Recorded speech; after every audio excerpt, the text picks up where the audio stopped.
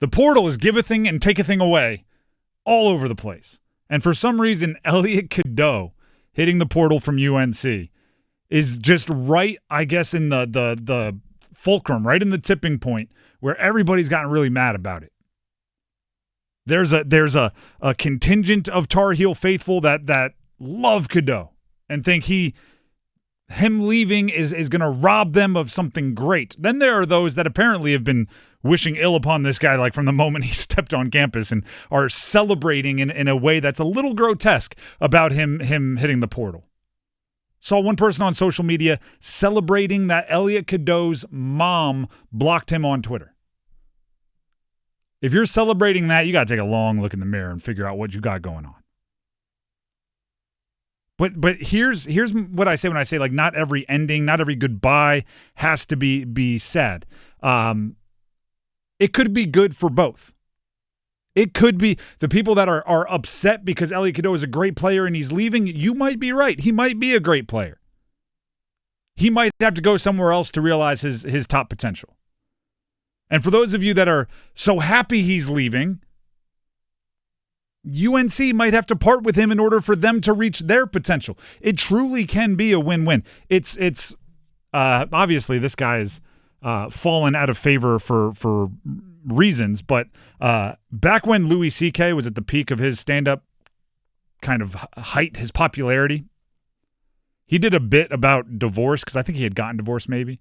And the joke was he's telling his friends like, oh, we got divorced, and everybody went, oh, that's sad. And his bit was, I'm not doing the joke, but I'm just the premise of the bit was, no. No, if a happy marriage ended in divorce, that would be sad. He's no happy marriage ends in divorce. It's a bad marriage or an unhappy marriage that ends in divorce. Again, Louis C.K.'s words, not mine. But you can see the logic there, right? If Elliott Cadeau was really happy at UNC and UNC was really happy to have Elliott Cadeau, they would not be parting ways.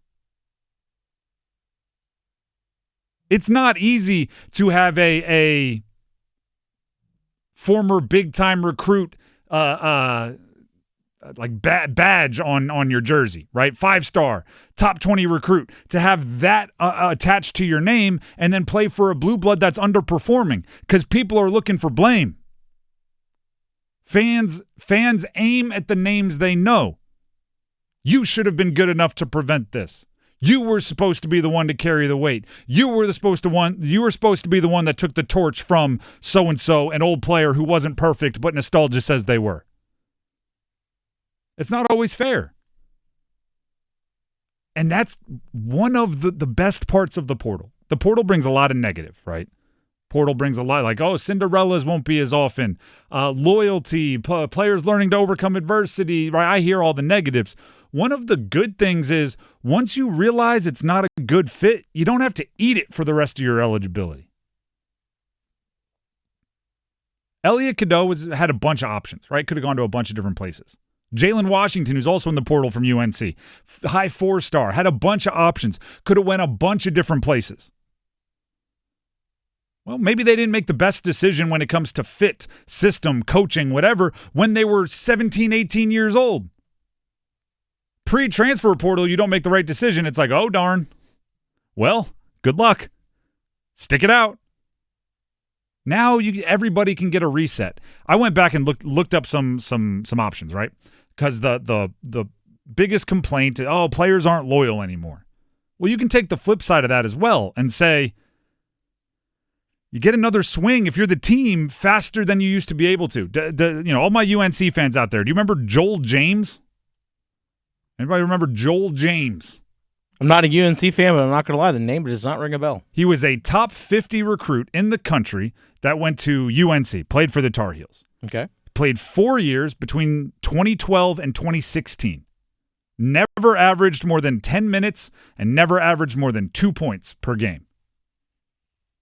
In modern times, he probably would have been playing big minutes somewhere else by his junior year, whether it's mid-major, another major program that had space at his position, whatever it is, he would have been able to go somewhere and contribute, and UNC could have been using that roster spot on somebody that perhaps could have contributed more, or a younger player that they could have developed into somebody, or however they saw fit.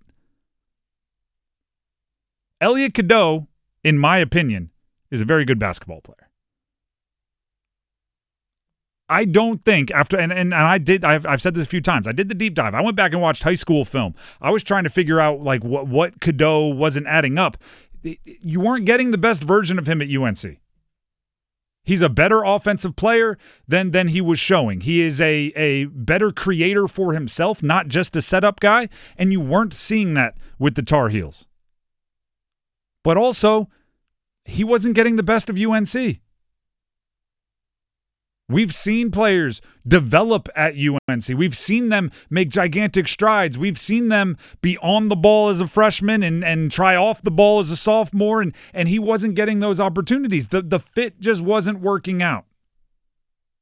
So now, instead of, all right, we got a guy we like, he works hard, but we're going to have to slowly bring his minutes down because, this other guy is going to be more a fit with our style, he can go chase whatever he wants to. I don't care if he's money motivated, he's looking for NIL. I don't care if he's shots motivated, he's looking for usage. Maybe he just wants to move closer to home. Who knows?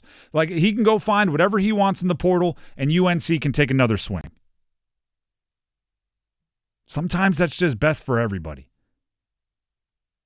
It's to use another analogy, I'm sure this has happened to many of you. You ever have your buddy and a friend, they're dating and you like them both, but at a certain point, every time they're not around, your friend group's like, man, they need to split. They're both awesome people, love them to death, right? I'm gonna hang out with both. I'm not, but goodness gracious, they're not meant to be. Sometimes that's what it is. The portal, I think I saw the latest number. It ended up being the portal opened up on Monday, college basketball transfer portal. It was over 900 names entered in the first day.